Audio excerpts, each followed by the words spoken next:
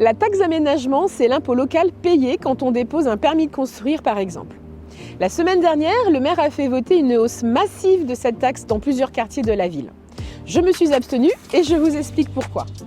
Déjà, en 2017, la taxe était passée de 5% à 20% dans le centre-ville.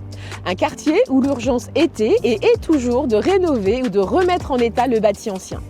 Résultat, avec une taxe multipliée par 4, les prix à l'achat sont élevés, les appartements invendus et les programmes rachetés par des bailleurs sociaux. Au Bois-l'Abbé, aujourd'hui, on passe de 5% à 13%. On nous y promettait pourtant l'accession à la propriété. La réalité, c'est que les promoteurs ne baisseront jamais leurs marges. La hausse sera intégrée dans les prix de vente, ce qui exclura mécaniquement les primo-accédants et laissera la place aux grands bailleurs.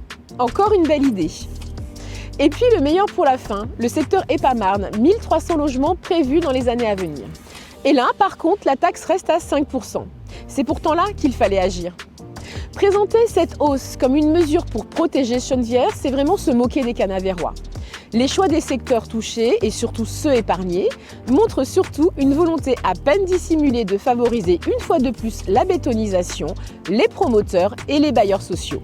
Certainement pas de protéger la ville. Si l'on veut vraiment protéger la ville, ce n'est pas avec encore plus de taxes, c'est simplement en revoyant le PLU et c'est ce que je compte faire si je suis élue. Je suis Laurence Grandjean, en mars 2026, votez pour moi.